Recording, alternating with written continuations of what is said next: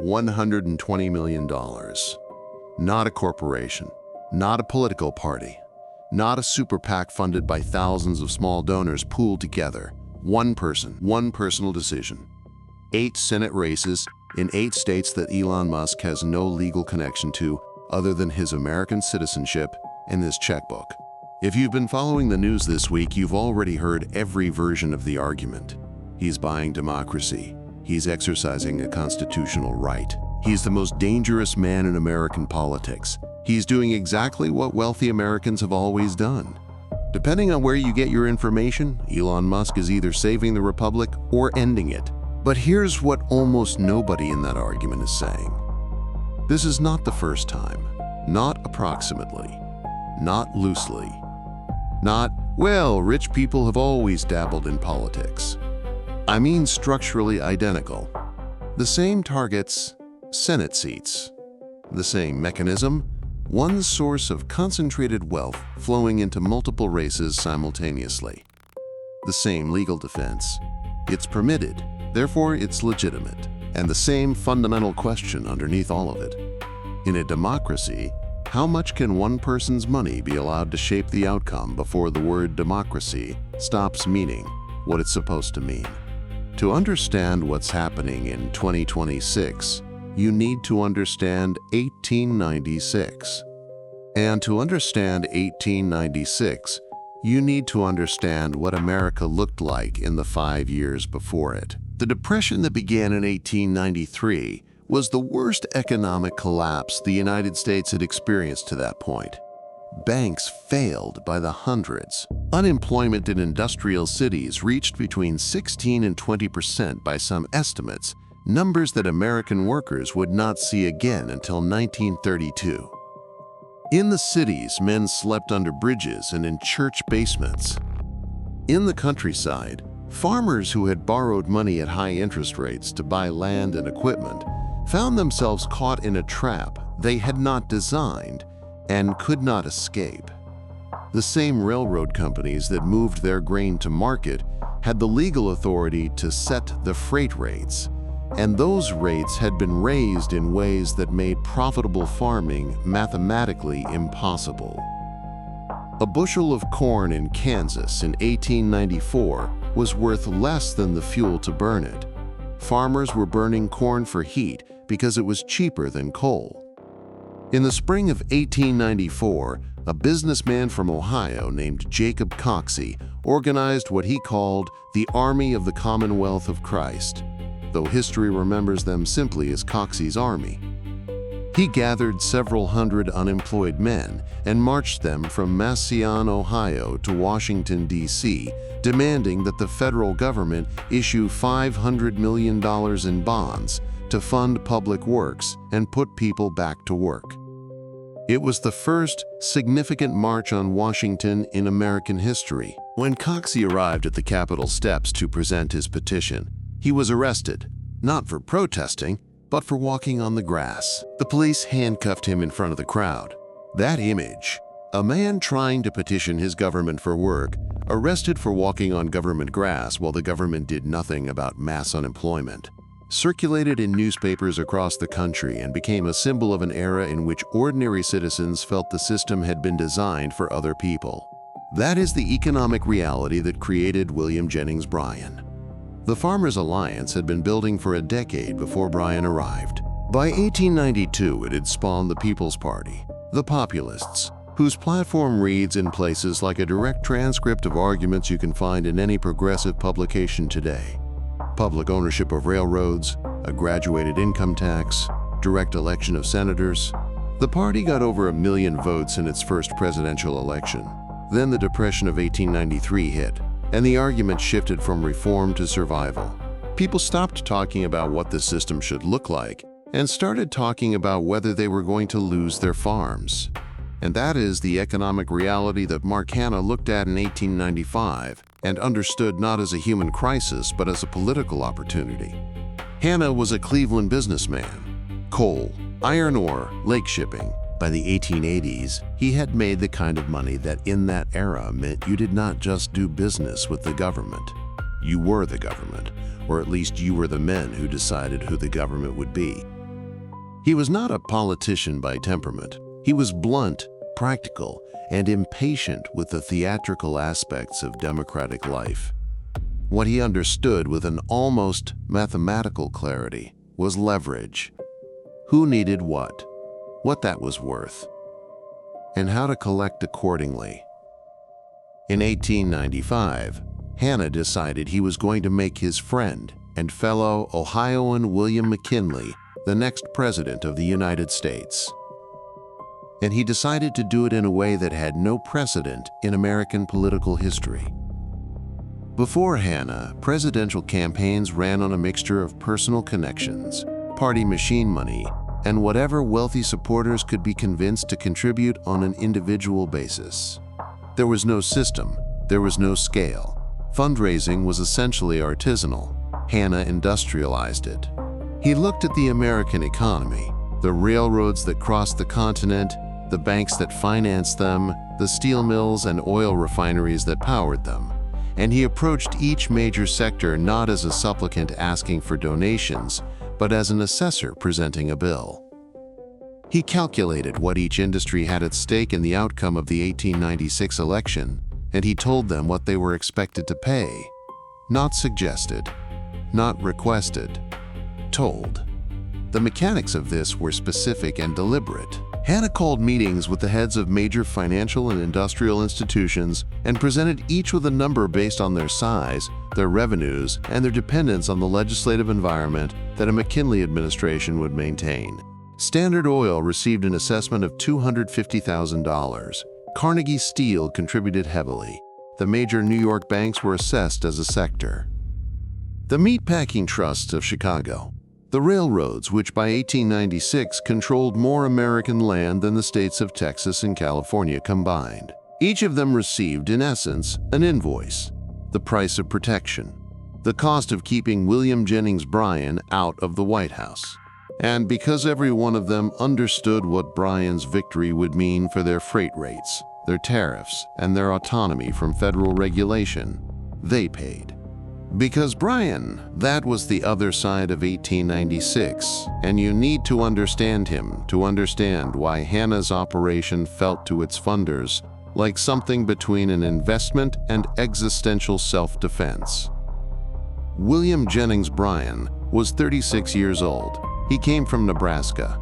He had no industry connections, no Eastern establishment backing, and essentially no money. What he had was a message that the people who were losing in the Gilded Age economy understood in their bones. At the Democratic National Convention in Chicago in the summer of 1896, Bryan delivered a nomination speech that reduced the hall to silence and then exploded it. He told the bankers and the railroad men and the industrialists that they could not crucify the working people of America upon a cross of gold. The delegates erupted. Hats were thrown. People wept. It was, by accounts, from every political persuasion, one of the most electrifying moments in American political history. Bryan then did something else that had never been done before. He campaigned in person, everywhere, relentlessly. He traveled 18,000 miles in 14 weeks. He gave more than 600 speeches. He spoke to people on train platforms, in public squares, in fields. One woman who saw him speak at a whistle stop in Nebraska remembered decades later that it felt less like a political rally and more like a revival meeting, that you left believing something had changed. He was exhausted and brilliant and believed, genuinely, that if ordinary Americans heard the argument, they would choose it. He lost. McKinley won by 4 percentage points in the popular vote. And Hanna's money was a central reason why. The operation Hanna ran was not just about donations, was somewhere between $3.5 and $7 million. Historical estimates vary, but every estimate puts it at 10 times the normal campaign budget of the era. He built something qualitatively different from what had come before. A national print operation that produced and distributed more than 200 million pieces of campaign literature, in English, German, Polish, Italian, and half a dozen other languages spoken by immigrant factory workers whose votes were genuinely in play, a field organization in every contested state. And in the final weeks of the campaign, something that has gone into the history books under a specific and uncomfortable name: employer intimidation. In factories and mills across the swing states, workers received notices from their employers. Some were subtle, some were not. In parts of Pennsylvania and Ohio, workers arrived at their factories in the last week of the campaign to find notices posted at the gates stating that the plant would close if Bryan won, that orders would dry up, that there would be no money to make payroll. A foreman at a steel mill in Pittsburgh was later quoted as telling his workers that any man who voted for Bryan should not bother showing up on Wednesday. Whether Hanna coordinated this directly or whether factory owners acted independently out of genuine economic fear is still debated by historians. What is not debated is that it happened at scale, that it was effective, and that it represented something new: the use of the employment relationship itself as a direct political instrument in a national election. McKinley won. He governed as advertised. Tariffs went up. Railroad regulation went nowhere. Antitrust enforcement remained largely theoretical. The industries that had paid Hanna's assessments received, in the years that followed, exactly the legislative environment they had paid for. Hanna became senator from Ohio, and the template he had built, corporate wealth systematically mobilized to purchase legislative outcomes, became the operating model of American politics for the next decade. Now we need to talk about what that decade looked like from the other direction, because Hanna's machine did not just win an election. It built the conditions for one of the most significant reform movements in American history. Nelson Aldrich of Rhode Island had been in the United States Senate since 1881. He chaired the Finance Committee. He was called, by his colleagues and by the press, the general manager of the United States. His mastery of tariff and monetary policy was total. Legislation he opposed did not pass. Legislation he supported became law. His daughter Abby married John D. Rockefeller's son, John Jr. The connection between the senator who controlled American fiscal and monetary policy and the family that controlled American oil was not a secret. It was simply considered, in the political culture of that era, unremarkable. Aldrich was not unique. He was representative. The Senate of the late 1890s and early 1900s contained men who had been placed there through the state legislature selection process by the concentrated industrial interests of their states. Matthew Quay of Pennsylvania, placed by the Pennsylvania Railroad's political organization. Thomas Platt of New York, known simply as the Easy Boss, whose relationship with New York corporate interests was so systematized that he held Saturday morning meetings in a Manhattan hotel suite where business leaders lined up to discuss their legislative needs. These were not scandals in the sense of being hidden. They were the system, operating as designed. In 1906, a journalist named David Graham Phillips began publishing a series called The Treason of the Senate in Cosmopolitan magazine, 9 installments. He named specific senators and documented, with records and voting histories, how their legislative behavior correlated with the financial interests of the trusts that had supported their campaigns. Aldrich was the central figure. But he was not alone. Phillips named senators from across the country and traced a consistent pattern. Votes on railroad regulation, on tariffs, on antitrust enforcement, consistently aligned not with the stated interests of voters, but with the financial interests of the industries that had funded the state campaigns that had produced their election. Because here's the thing about the United States Senate that is essential to understanding the Gilded Age. Before 1913, the public did not elect senators. State legislatures did, which meant that if you could control a state legislature through campaign contributions, through business relationships, through the straightforward arithmetic of who employed how many voters in which districts, you could effectively purchase a Senate seat. The trust senators were not corrupt in the way that implies briefcases of cash in back rooms, though sometimes that happened too. They were corrupt in the systemic sense.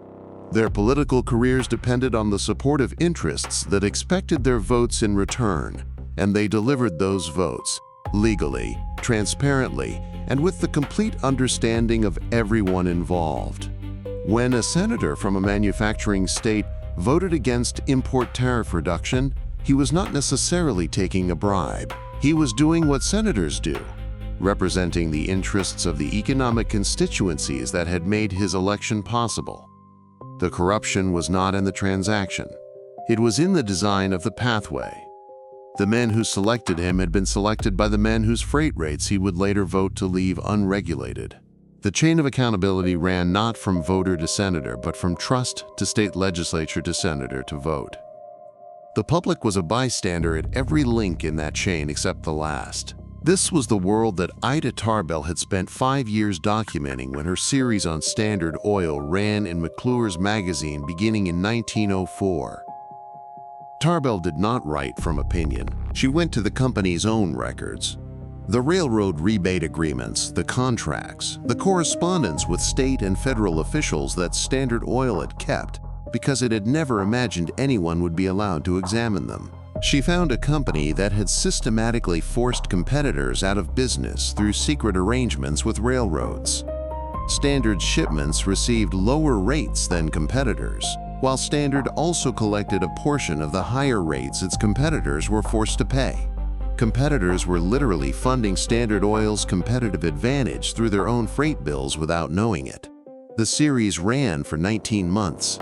The public read it with a specific energy that investigative journalism produces when it actually lands. Not outrage at something abstract, but recognition of something they had suspected and now had proof of.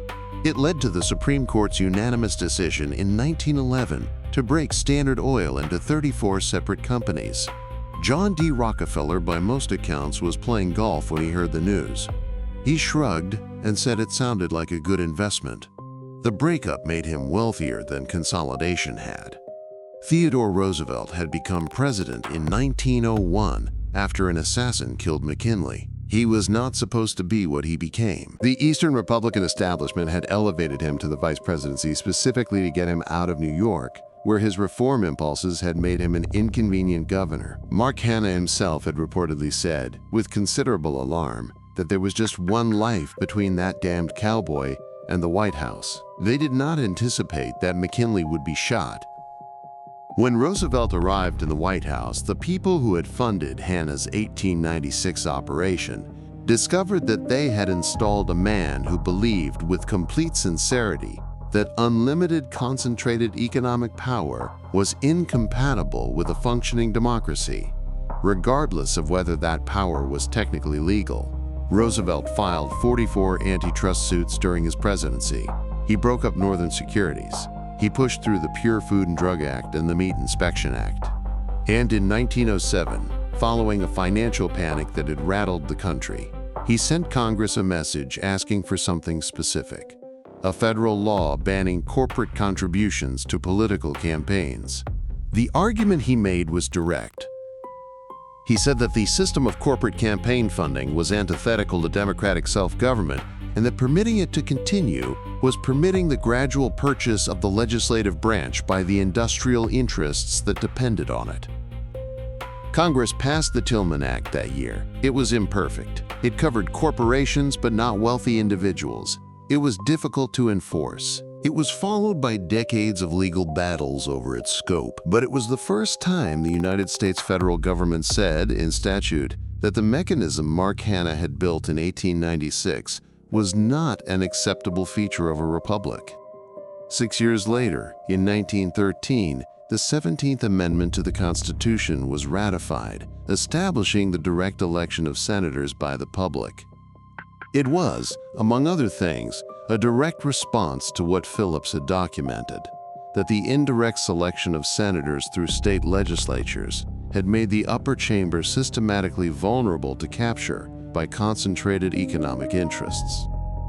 From the 1893 depression that had fueled Bryan's insurgency to the 17th Amendment's ratification, 20 years. 20 years of journalism, populist organizing, progressive legislation, and ultimately constitutional change. It was grinding, it was incomplete, but it happened. Now place that history alongside 2026. The structural similarities are hard to dismiss. Senate seats, targeted specifically and systematically, just as in 1896. An unprecedented concentration of individual political spending, at a scale that by most calculations has no precedent in American history when measured by one person's share of total campaign finance in a single election cycle. A legal framework that permits what it permits and calls that legitimacy. A public divided along lines that map almost exactly onto economic anxiety. Those who feel the system is working for them tend to read the spending as normal political participation. Those who feel it isn't tend to read it as corruption. These patterns hold across a 130-year gap with remarkable consistency. The differences are real and matter. Hanna assembled his war chest from dozens of corporations across multiple industries. Musk is a single individual spending from personal wealth. The concentration is actually greater now in one sense. One person rather than one coordinator managing many. Mark Hanna was a broker. Elon Musk is the source. There is also a directional difference worth noting. Hanna's operation worked upstream. He gathered money from industries and converted it into political outcomes. The money flowed toward the political system. Musk's operation works in both directions simultaneously. He spends money on campaigns while also owning the platform on which those campaigns are debated, covered, amplified, or suppressed. Hanna could influence what voters were told. Musk can influence what voters see before they know they are being told anything. That is a qualitatively different kind of power, even if the campaign finance dimensions look familiar. There is also transparency that did not exist in Hanna's era. The Federal Election Commission requires disclosure. America PAC's filings are public record in a way that made Hanna's transactions invisible to contemporaries until journalists reconstructed them years later. The public today can see the numbers, the targets, the timing. Whether disclosure alone constitutes a sufficient safeguard, whether sunlight is a remedy or just a better lit version of the same problem, is itself one of the central arguments of the current debate, and it's a real argument. And then there is something that has no historical equivalent at all. Elon Musk owns one of the largest social media platforms on Earth. He is not just a donor. He is simultaneously a donor, a broadcaster, and an algorithm operator. When Mark Hanna wanted to amplify a message, he printed pamphlets that reached their recipients once. Musk's platform reaches hundreds of millions of users continuously, with recommendation systems that he controls, and that shape what information is amplified and what is deprioritized. Hanna's 200 million pamphlets were a remarkable achievement for 1896. They cannot be compared, at the level of mechanism or reach or repeatability, to what a social media platform at scale does in 2026. The combination of financial power, media ownership, and direct platform control represents a configuration that the reform frameworks of the progressive era were not designed to address, and cannot address, without significant extension of legal concepts that did not contemplate it. The Citizens United decision of 2010, 16 years ago, within the living memory of most adults watching this, effectively reversed the central logic of the Tillman Act. The Supreme Court ruled that independent political expenditures constitute protected speech under the First Amendment, and that the government cannot prohibit them based on the identity of the speaker. The legal architecture that the progressive era built over 2 decades was substantially dismantled in a single ruling. We are now living inside the political economy of that decision. Here is the first position, stated at its full strength. A campaign finance scholar who has spent 3 decades studying the intersection of money and electoral law put it this way: there is no meaningful structural distinction between what Mark Hanna built and what Elon Musk is doing. The scale is comparable relative to the size of the economy. The target is identical: Senate seats, legislative majorities, the composition of the chamber that writes American law. The legal defense is identical: permitted, therefore legitimate. What changed in the intervening century was not the behavior. What changed was the legal framework that the American public built specifically to address this behavior, and then the dismantling of that framework in 2010. A steelworker in Pittsburgh in 1902, watching Senator Quay vote against railroad regulation for the 14th consecutive time, would have recognized the dynamic immediately. The mechanism is the same, only the names have changed. Here is the second position, stated at equal strength. A constitutional economist who writes about political speech and property rights made the counter-argument with full force. The Standard Oil comparison gets the economics backwards in a way that changes everything. Rockefeller's political influence was inseparable from Standard Oil's position as a monopoly, not merely a large and successful company, but a company that had systematically eliminated competitive markets through means that were themselves illegal. When Standard Oil influenced legislation, it was protecting an artificial dominance built on law-breaking. Elon Musk is a wealthy man in an economy with thousands of other wealthy individuals, many of whom are spending on the other side of the same elections in the same cycles for opposing candidates. The FEC disclosures for recent cycles show billions of dollars in political spending from multiple major donors across the full political spectrum. The asymmetry that defined the Gilded Age, one industrial sector effectively controlling the Senate because no countervailing economic power had the resources to oppose it, does not describe the current environment in the same way. And the First Amendment argument is not a technicality to wave away. Political speech, the right to advocate for the candidates and policies you believe in, is the most fundamental expression of democratic participation. When the government restricts it based on the speaker's wealth, it is making a judgment about whose political voice is too powerful. That is a judgment that will not always be wielded by people whose politics you share. Both of these arguments are serious. Both are made by people with the relevant expertise, the relevant evidence, and the relevant history. You have now heard both. Here is what history tells us without resolving the question for you. The Progressive Era reforms did not come from the powerful deciding, on reflection, to limit their own power. Aldrich did not voluntarily step back from the Finance Committee because of his family connections. Rockefeller did not break Standard Oil apart out of civic conscience. The reforms came from the people who were losing: the farmers, the factory workers, the debtors, the journalists who went looking for documents and found them, the politicians who discovered that running against concentrated power was an effective electoral strategy once the public understood what they were running against.